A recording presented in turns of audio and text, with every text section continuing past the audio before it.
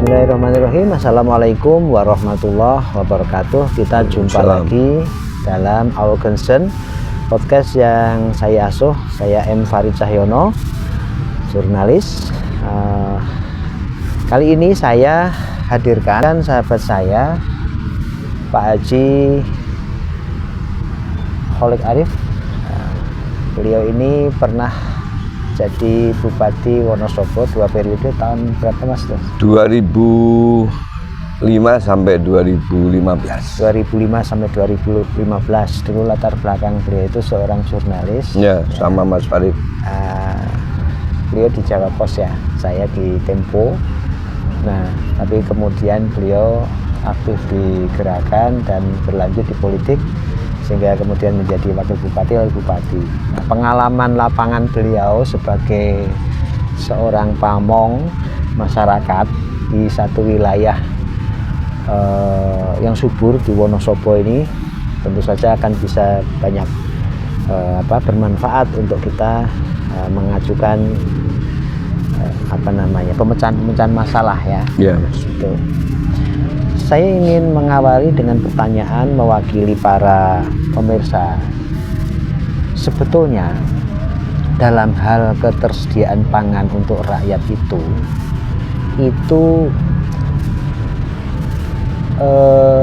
yang salah apa? Sehingga kemudian kesannya Indonesia yang hijau dengan matahari, dengan hujan ini kita seperti kadang kekurangan pangan, ya kan, itu lucu. Pas Ukraina perang itu minyak goreng juga nggak ada, gitu ya. Import juga begitu tinggi, atau semua dari beras, lalu tepung, ketela, bawang, macam-macam. Bahkan buah-buahan juga import gitu. Menurut jenengan apa yang salah di sini dan harusnya bagaimana? Iya. Kalau Indonesia kekurangan pangan, saya kira tidak. Ya, kita sepakat itu. Hanya memang kebutuhan pangan itu sampai hari ini belum mampu dipenuhi secara independen gitu. Kalau kekurangan pangan mungkin tidak, karena kita punya kemampuan. Tetapi penyediaan pangan yang ada di negara kita itu selalu dipasok dari negara-negara lain, padahal secara prinsip kita itu sebetulnya mampu. Pertanyaannya, di mana kita titik kesalahan itu? Sebenarnya masyarakat kita itu adalah masyarakat dengan patronase yang cukup kuat kepada para pemimpin. Persoalannya adalah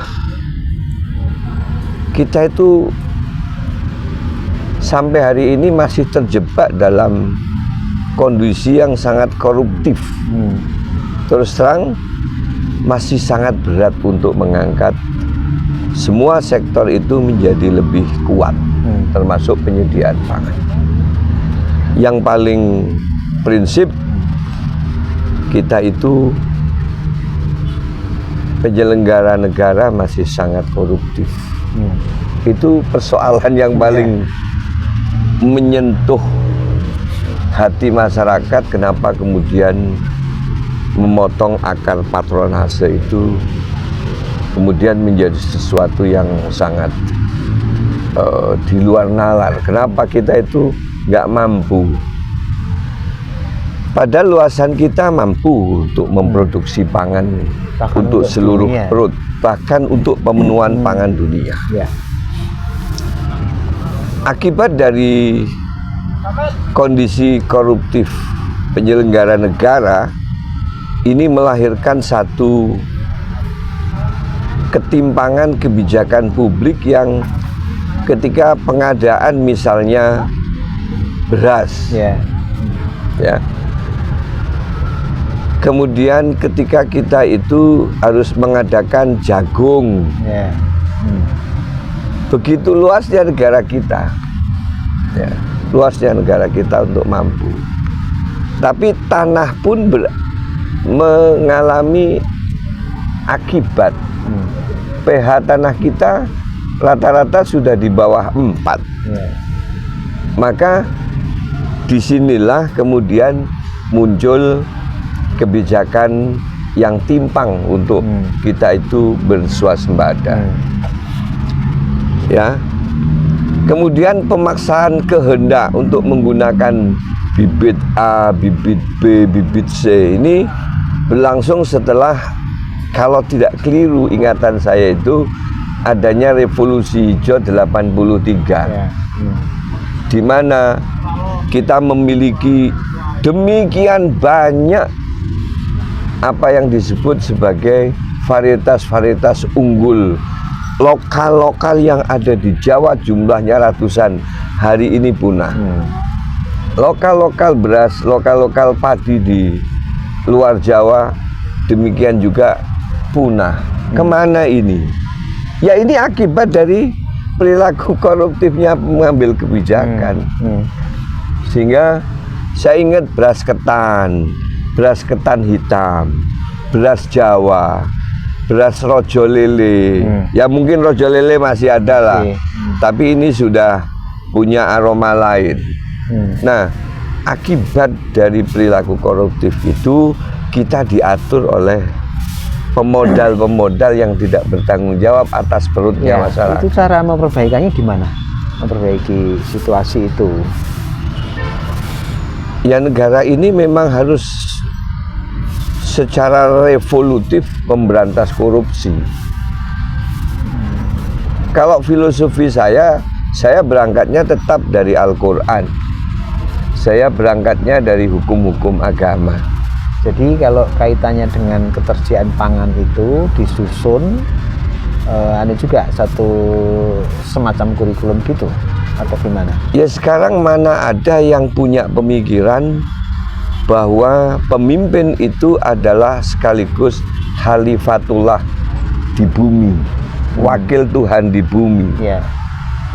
Kalau dia merasa wakil Tuhan di bumi, dia tidak akan merusak hutan, dia tidak akan merusak tanah dengan berbagai cara. Atas nama keswasembadaan, kemudian lihat cari cacing di Dieng, cari ular di Dieng, itu hari ini setengah mati Mas Farid. Yang adanya ulat emas tuh, ini akibat dari penggunaan pestisida yang berlebihan. Enggak, itu apa, monokultur itu untuk mengubahnya bagaimana kok seperti susah gitu? Jadi kesadaran para pemimpin, kita pun juga pemimpin sebetulnya pada tingkat keluarga masing-masing. Saya dulu jadi bupati, ya saya pemimpin di tingkatan kabupaten. Tapi kebijakan publik seorang bupati hari ini akan sangat tidak efektif berjalan manakala tidak semua kelompok masyarakat itu ngeroyok dengan kesadaran yang tinggi seorang pemimpin. Saya pernah memiliki kegiatan namanya kebun bibit sekolah. Ini jutaan bibit. Jutaan bibit dan setiap tahun tertanam beramai-ramai oleh semua komponen. Tapi tidak menolong. Tidak mampu. Mengapa? Ya karena kesadaran masing-masing kita dari pengambil kebijakan sama pemimpin pada tingkatan terkecil sekalipun, pemimpin sekolah kepala sekolah, guru dan sebagainya, tidak memiliki mindset sama untuk berkesadaran menjaga lingkungan, melakukan proses produksi yang sehat. Saya berpikir kita ini tidak memiliki jangkauan berpikir masa depan yang benar. Maka ini yang harus ditata. Saya berharap sebetulnya revolusi mental itu teraktualisasi menjadi sebuah kebiasaan masyarakat Jawa waktu itu saya. Budayanya demikian luhur ya. Kalau hutan itu ada hutan larangan untuk diproduksi. Iya. Tapi ada hutan yang diperbolehkan untuk produksi dengan syarat. Iya. Nah, sekarang semuanya boleh. Habisin semua. Ya karena petinggi-petingginya pada kemudian setelah ditebangi semua, pasirnya diambil, batunya diambil dengan tidak menggunakan kaidah hukum alam yang sebenarnya. Ya nangislah bumi. Penggunaan pestisida sedemikian rupa. Satu kali sayur bisa 19 kali semprotan pestisida. Maka pada tingkat konsumen sendiri mereka sudah mengkonsumsi. Orang makan sayur, lihat prosesnya begitu, ngeri Pak. Makan racun. Jadi ini serba susah. Maka harus dikembalikan kearifan-kearifan lokal itu dan tertata secara baik, termasuk mekanisme bagaimana nih para guru besar bertanggung jawab. Bukan saja penelitian ditumbuk menjadi penelitian, tetapi penelitian dipakai untuk memperbaiki bumi ini, yang tanah ini yang sudah ya sudah bahasa Jawanya itu kan tanah kita sebantat Mas Farid, untuk bertanam apa saja menjadi sangat berat. Tapi nah akibatnya misalnya ya petani itu sudah kadang begitu ya misalnya begitu kan, artinya kan sekian tahun dididik atau disuruh praktek seperti itu ya. Ketika mau mengembalikan kebiasaan lama itu kan ada satu periode tidak menghasilkan, memulihkan itu. Nah kira-kira Pemda itu bisa nggak menganggarkan, oke, untuk misalnya 3 bulan memulihkan lahan kalian itu misalnya gitu ya, Pemda akan membantu sekian rupiah per keluarga petani, sehingga kemudian pola penanaman yang lebih sehat buat bumi ya itu, dan juga buat produksi itu sendiri ya, itu bisa dilaksanakan.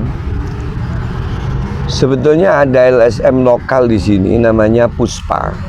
Itu sudah menghitung khusus di kawasan yang berkait erat dengan positioningnya Dieng. Dieng ini memang harus di-upgrade betul. Kalau saya punya pemikirannya ini, menyatukan proses hulu hilir ini pada produksi tertentu yang memang betul-betul menghasilkan. Sebentar, mungkin pemirsa perlu dikasih tahu Dieng itu rusaknya sejauh mana? Gambaran saya Dieng itu, saya sering duduk di atas bukit tuh, ini cuman kasih sayang Tuhan aja ini. Kondisi Dieng sedemikian rusak masih saja diberi rezeki.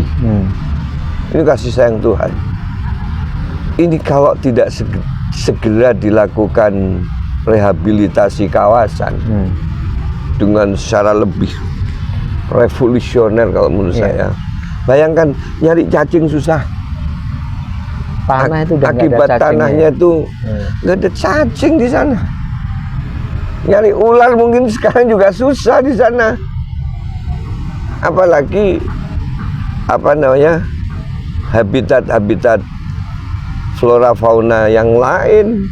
Ya ketemunya mereka setiap hari itu menyalahkan orang. Enggak perlu ada yang disalahkan.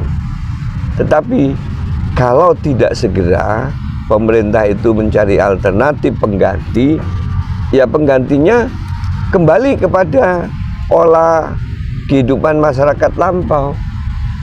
Siklus kehidupannya ini kan dari kotoran kambing ke tanah. Tanah menimbulkan kesuburan, ya toh. Kemudian memproduksi. Produksi ini dimakan kambing juga, atau dimakan ternak yang lain, ya kan? Ada di situ habitat yang memang ke depan ini harus lebih digiatkan. Pertama, penanaman kaki kanan sungai. Dengan apa? Saya punya pendapat bambu. Ya. Budaya masyarakat dulu perbatasan antar kampung, antar desa pasti dengan bambu. Ya. Namanya dapuran pring. Ini dihidupkan kembali. Tetapi hari ini pemerintah maupun swasta diajak untuk bagaimana produksi hilirnya ini tidak sekedar nebang bambu dijual, tapi harus ada Penanaman. industri pengolahan bambu. Jadi penanaman terus kemudian diikuti industri pengolahan bambu. Ya. Kemudian sabuk gunung itu ada tanaman Clerecidea atau pohon gamal namanya. Ya. Daunnya bisa untuk pakan ternak, Ya. kayunya bisa dipakai untuk pembuatan wood pellet. Ya. Yang ini setara loh, dengan apa?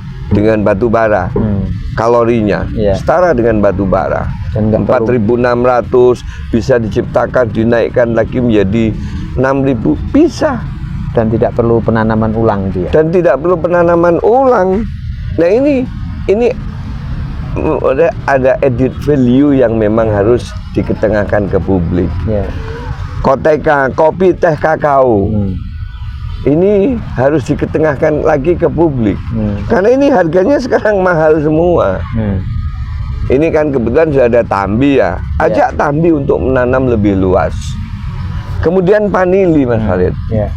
Ini semua produk-produk mahal nih di dunia sekarang. Hari ini kopi asalan saja udah menembus angka 80-an ribu per kilo. Ya. Artinya kalau bentuk cherry per kilonya dia bisa di angka lebih dari 15 kilo. Ini added value yang cukup. Belum nanti kalau kakao, apalagi itu kita dulu punya budaya apa namanya? Budaya masyarakat di daerah Leksono kalau nggak salah, Kaliwiro, Wadas Lintang, kecamatan ini vanili. Vanili di sini bagus. Vanili dulu rajanya vanili. Jadi kalau saya dulu ketika investigasi soal VOC membawa begitu banyak rempah-rempah termasuk teh, kopi, coklat, vanili dan seterusnya, itu yang melandasi adanya pembuatan jalur kereta api dari Wonosobo sampai Cilacap. Karena ini kemudian menjadi sejarah panjang kopi internasional. Para penikmat kopi Jawa itu aslinya dari Selukatan sini dan ini ada label internasionalnya.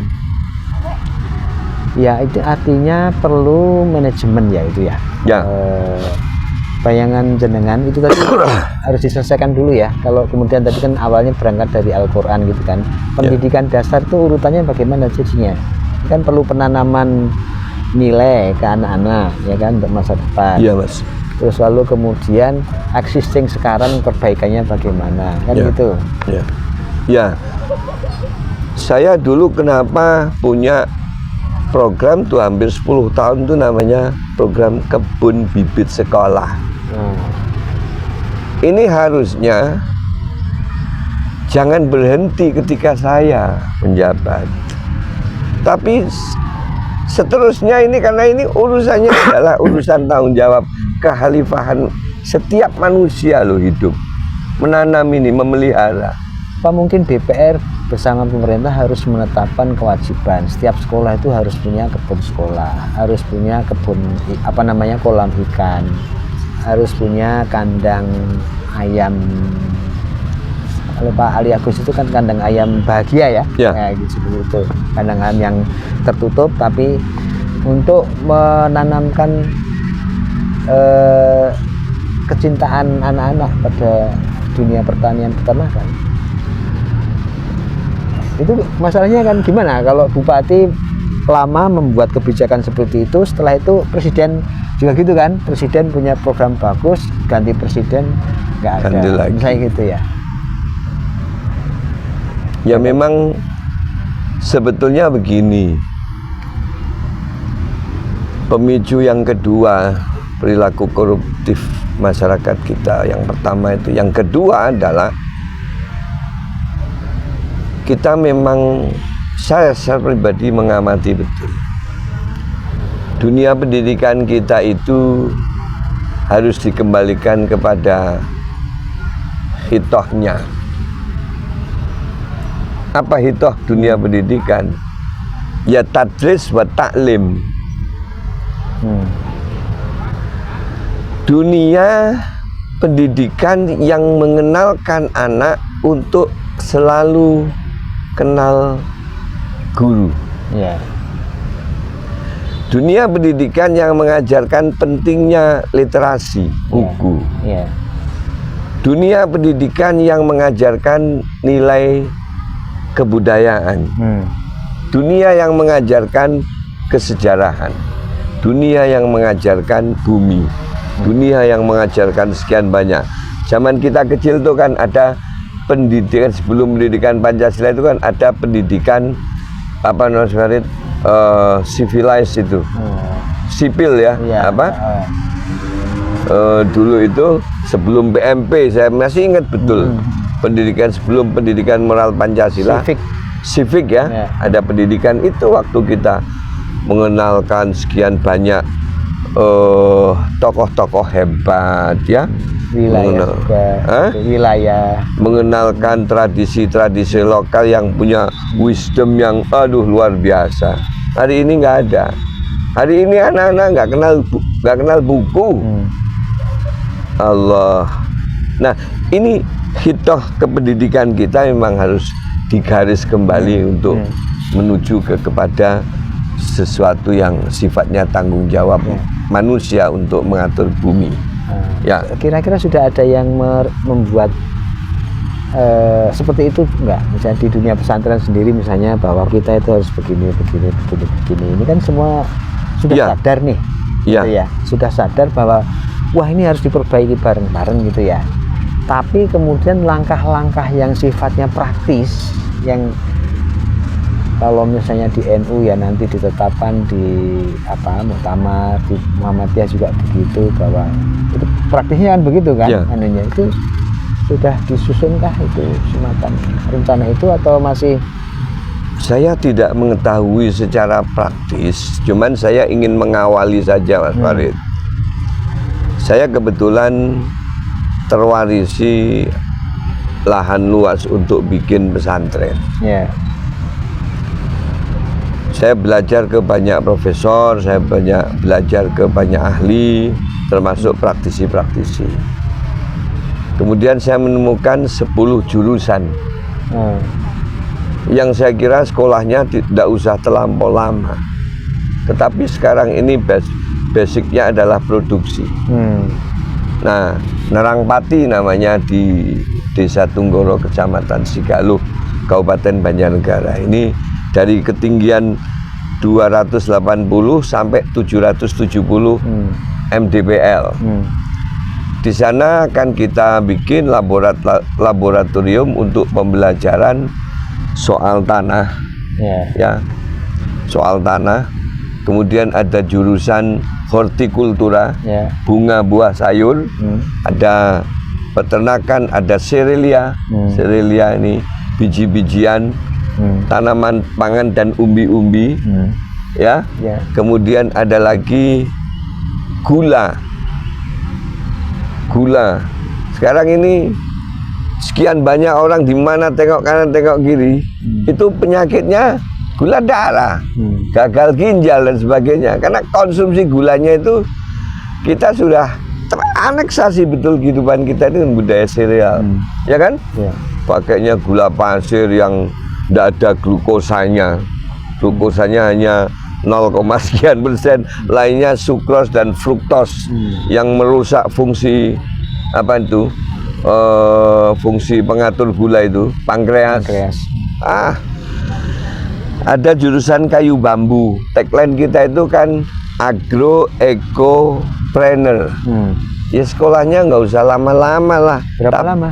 1 musim tanam.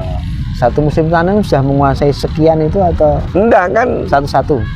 Sesuai dengan kapasitas kawasan produksi. Kalau memang mereka itu masyarakat desa setempatnya dari santri yang mondok itu memang urusannya dengan ternak, ya sudah fokus ternak aja. Tapi simpel, tidak perlu dengan filosofi atau praktek-praktek yang ada di universitas sampai 5 tahun gitu kan. Gagal-gagal mah jadi pegawai bank kan gitu. IPB itu kan keluarannya mayoritas banyak jadi pegawai bank, ya kan? Jadi Institut Perbankan Bogor. Waduh, kan banyak profesor ahli pertanian tapi ketemunya malah jadi apa namanya, pegawai bank. Ya kembalilah kepada habitatnya. Kembali ke soal karena Anda mantan birokrat ya. Harusnya itu para birokrat itu yang berkaitan terutama dengan apa namanya, dunia pertanian sama peternakan, kehutanan, itu cara pemilihannya bagaimana sehingga mereka itu punya. Saya berpikir lebih praktis ya, ke sekolah yang sudah saya bangun. Ini sudah mulai nih, mulai. Dan saya membentuk kelompok-kelompok kecil, ada di Wonosobo, di Banjarnegara, di Purbalingga, itu kelompok-kelompok masyarakat perikanan gitu ya. Kecil-kecil aja Mas Farid. Jadi sekarang ini apa? Di reedukasi orang-orang ini ketika itu sudah pada bisa semua, pemecahan masalah akan terjadi. Setidaknya kalau kemungkinan basic kita di kecamatan dan masing-masing leader di kecamatan itu mau berkoordinasi secara logika penuh, dan pemerintah jangan lagi memaksakan kamu harus pakai pupuk ini, kamu harus ini kan. Petugas PPL itu saya mendapati ya, ini pengalaman saya. Banyak petugas PPL itu yang justru merangkap menjadi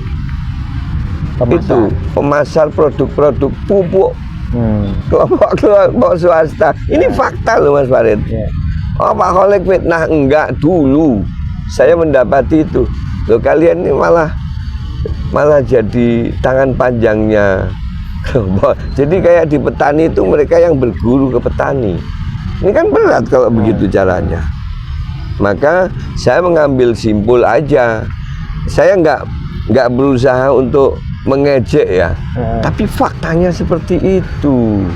Kalau kepustakaan atau ilmu ya, tempat di mana orang petani-petani muda ini, yang ini mereka kan nggak mewarisi ilmu kakeknya yang wong bapaknya itu produksi revolusi hijau. Sudah ada nggak misalnya, wah aku kalau mau belajar bagaimana cara membuat pupuk organik di sini, itu di tempat jenengan itu atau? Dan juga menanam dengan cara yang bumi yang lebih sehat. Ini prosesnya ke situ Mas Farid. Jadi semacam gini. Ada kawan tuh punya pemikiran bagus ya, namanya Pak Agus Wibowo, sekarang di pemerintahan Kabupaten Wonosobo sebagai Kepala Dinas Pariwisata. Kan punya ternak kambing tuh. Kemudian dipisahkan nih kencing kambing. Urinnya kemudian sama urinnya sama ini kotorannya. Kemudian kotorannya ini oleh kawan-kawan petani banyak diambil untuk dijemur, kemudian di crusher, dikeringkan, dicampur dengan A, B, C, D. Ini sudah banyak. Sudah banyak contoh-contoh. Saya kebetulan pada hari Rabu pagi tanggal 17 Juli kemarin, saya sowan ke Rois Suriah PWNU Jawa Tengah, Ki Haji Ubaidillah. Itu menceritakan betul seperti apa banyak kelompok masyarakat yang hari ini sudah memulai pembikinan pupuk-pupuk organik yang baru. Ya. Kemudian ada kelompok saya yang juga mereka melakukan proses inisiatif untuk masuk ke bioteknologi. Ini sesuatu yang menurut saya ini sangat masa depan Mas Farid. Menyelamatkan bumi itu yang pH-nya rata-rata sudah Jawa ini loh ya. Kurang dari 4 tuh, gimana ini? Asam sekali ya. Asam kayak sekali. Kalimantan itu. ngeri kalau diterus-teruskan begini. Kampus itu harusnya berperan bagaimana? Kan setiap tahun tuh setiap semester tuh pasti ada KKN gitu ya. Iya. Nah, bagaimana supaya kampus yang juga ada keinginan baik bisa ketemu dengan bagaimana memulihkan bumi Indonesia itu sebagai bumi pertanian yang baik. Iya ya, saya juga pertanian terutama. Ada contoh profesor bagus. Sebenarnya banyak sekali profesor-profesor yang bagus. Tapi nggak tahu nih pemerintah tidak menggunakan orang-orang ahli itu untuk diajak merestorasi, mereparasi struktur tanah yang ada di Indonesia. Tetapi justru menciptakan teknologi-teknologi baru yang jauh api dari panggang, ya toh Mas? Yeah. Dengan kondisi objektif masyarakat membutuhkan, ya kan? Ada Profesor Toto Agung tuh di Unsud, itu menginisiasi bersama kelompok-kelompok masyarakat, dibimbing betul tuh mahasiswa untuk mencari varietas-varietas lama maupun varietas-varietas baru tentang padi kita itu. Nah ini menurut saya sesuatu yang indah. Dan juga konon akan ada di Undip itu juga sudah ditemukan teori untuk pengawetan produksi. Ini bagus ini kayak gitu gini. Nggak usah yang muluk-muluk yang itu sesungguhnya bukan basic need-nya petani. Iya kah? Iya. Nah, kalau yang menyangkut lahan para petani yang sempit ini, itu pemecahnya bagaimana? Saya kok sepakat dengan ide gagasan tentang komunalisasi kawasan ya Mas Farid ya, produksi. Ya, mereka memang hari ini harus berhitung. Petani-petani muda harus kita ciptakan. Saya kan dalam rangka untuk ini kan kekurangan petaninya sudah mulai jutaan nih karena orang sudah malas bertani. Karena kondisinya nggak sejahtera jadi petani. Nggak jelas, kasihan juga. Pemerintah juga asik sendiri. Mereka bermain dengan para cukong-cukong, ya kan?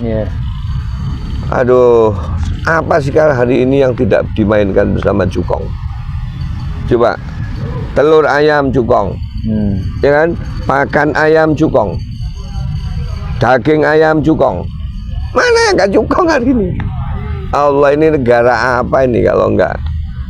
Ya udahlah, rusak-rusakan begini, tapi ya jangan dikorbankan demikian banyak rakyat ini yang baik-baik ya Mas Farid. Balik ke soal penyelesaian itu berarti tanah-tanah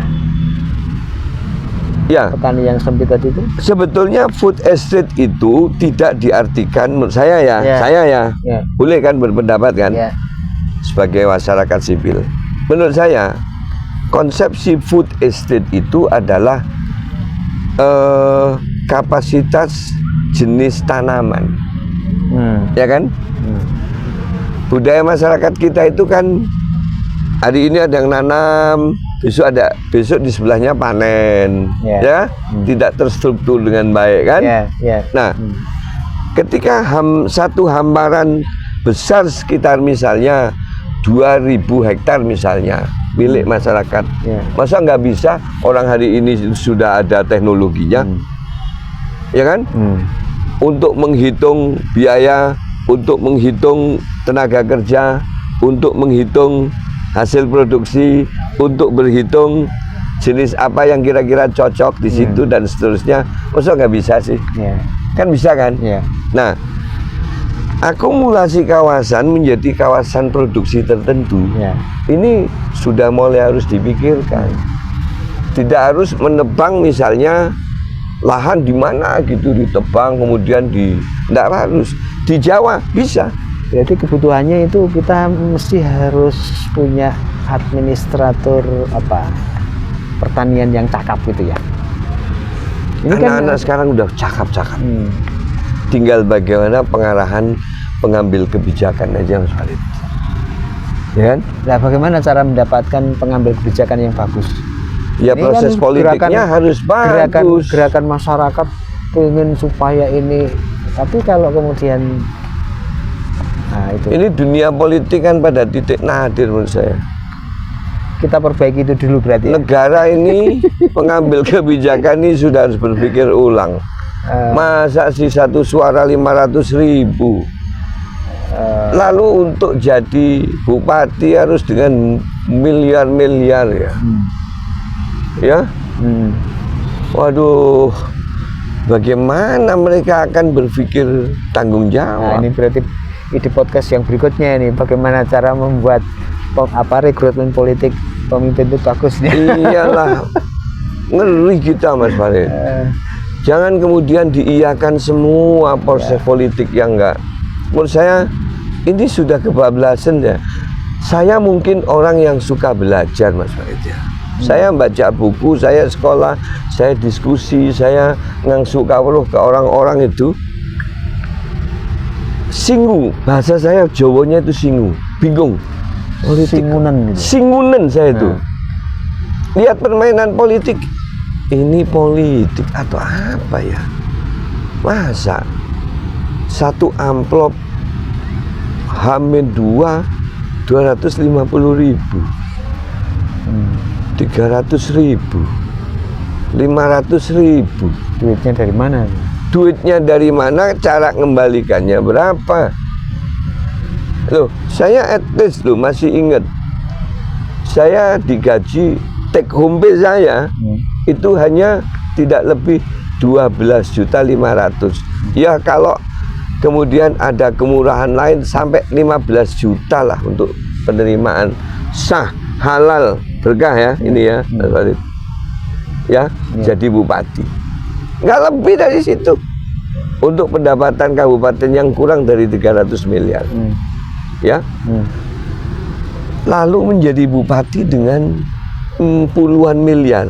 Dari mana? Maka kan akan ketemunya itu berpikirnya sudah kayak dikalkulasi menurut cash flow-nya pedagang. Semuanya dijual, ya kan? Dan kemudian ya gampang sekali masuk ya. Setiap KPK. hari beritanya seperti itu, masuk KPK, kejaksaan, kepolisian. Ya saya bukan orang bersih.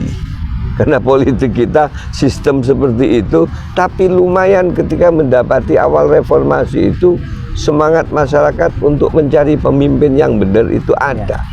Sekarang nggak ada Mas, maaf ya. Salah masyarakat. Tidak boleh kita salahkan siapapun, tapi cari reasoning yang paling tepat, mencari pola, mencari metode, mencari undang-undang, membuat undang-undang yang bikin politik kita itu menjadi lebih marhamah menurut saya.